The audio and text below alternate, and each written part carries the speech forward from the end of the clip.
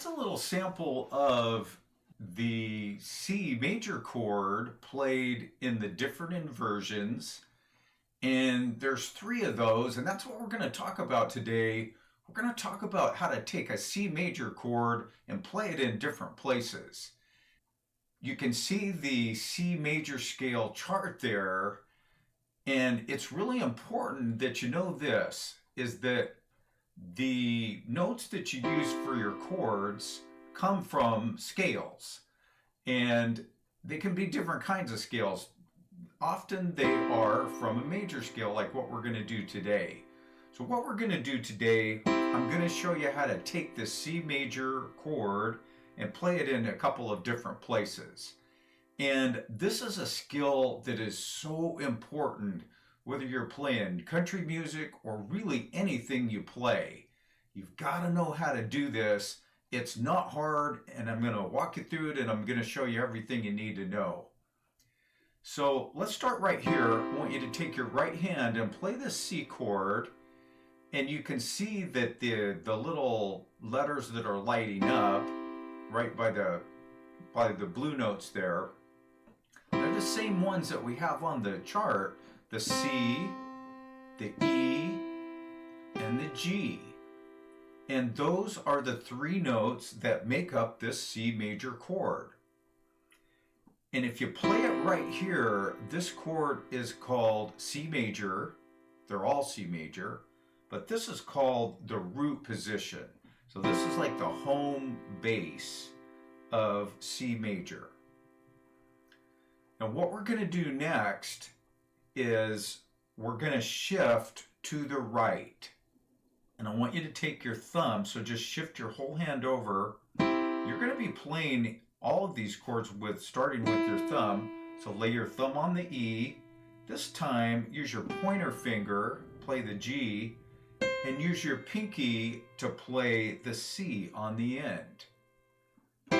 This chord is called C major, first inversion. An inversion in music and in talking about chords just means that it's changed. So we moved it from here, the root position, to here, which is called first inversion. And looking at the chart, this is the 3, the 5. You can call this the 8 if you want to. The 8 and the 1 and the 8 are both C's. It's just that this one up here is 1 octave higher. So here's your starting one, like your number 1. Here's your 8, which is an octave. They're both C's. You need to know that. So when you get to here, it starts all over again. So let's move on to here. This is C major in the second inversion. And all we did, so we had root position, first inversion. You're just going to keep shifting to the right.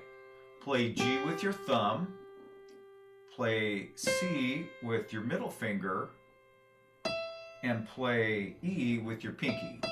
And just notice that the spacing is different here than, and I'll come back to this in a second, but notice that the spacing here on the root position, everything is even. And then on the first inversion, you have a little space here. And then on the second inversion, you have that space here.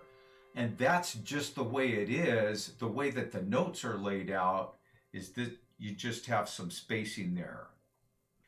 There's a couple ways you can practice these, and I think they're both really good, and I'm going to show you those right now. They're both really different. What I did in the demo, I just took, let's talk about the left hand for a second. You're going to take those 2 C's, which we were just talking about, except those were higher. This is called an octave. You're gonna lay down your chord, and you're gonna lay down your everything at the same time. So these and your chords, so like this. Just play that in 4/4 time, and alternate here. with your G.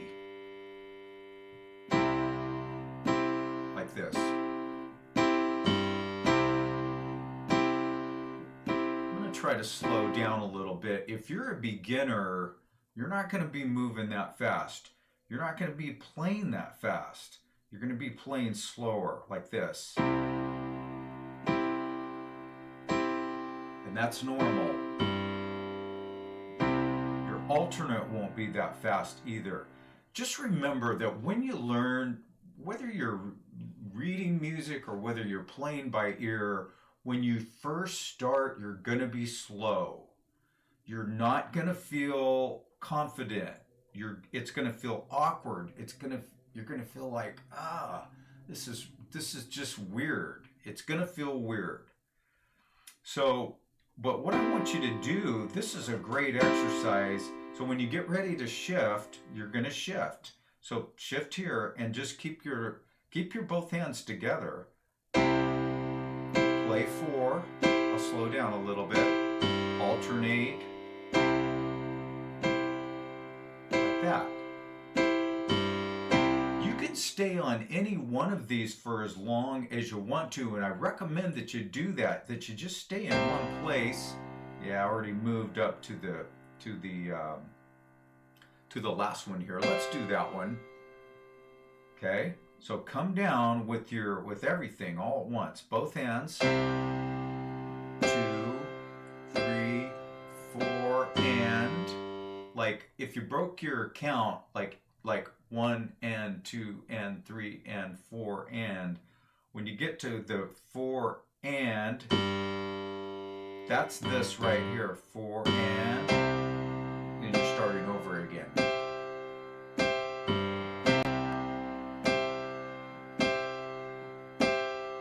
I would recommend that you practice those chord inversions like that. Just take your time, have fun with it. You're going to have a lot of power here. You can also move your left hand way down here. And I love just the sound of a couple of notes played in an octave and then alternating. It's just a very powerful sound. You can tell.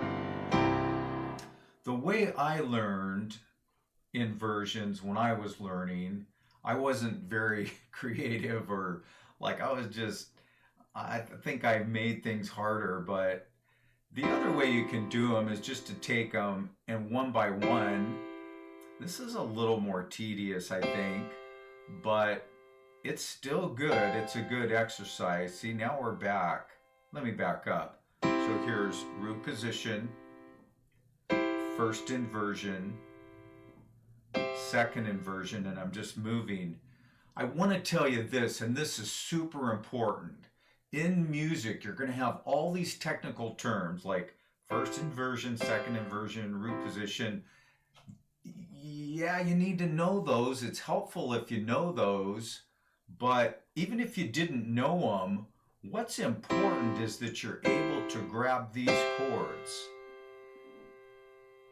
When you need them, you need to grab them.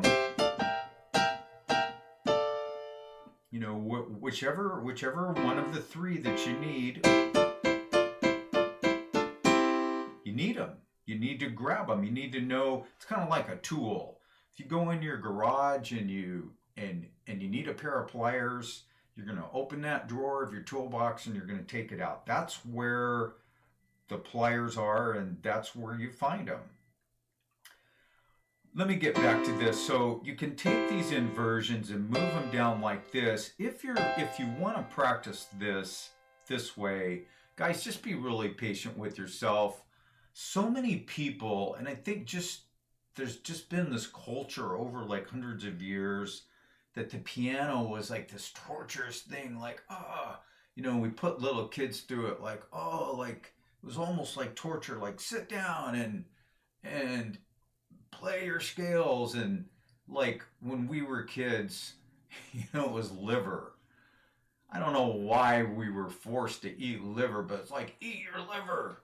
It was horrible. It's like, I'm sorry if you like liver, I apologize, but the piano should not be something that's torturous. It should be fun. So if you take these and you want to play them like this, if you want to learn them like this, you can. Have fun with them. You might want to roll them. This is called, these are called arpeggios. When you do it, it's a verb called arpeggiate. You can do it that way, but guys, I would recommend that you just take these, get your left hand involved, and we're going to move. This is really the best way, but I wanted to show you the other way too. Okay, let's do our last one. And you could stop right there.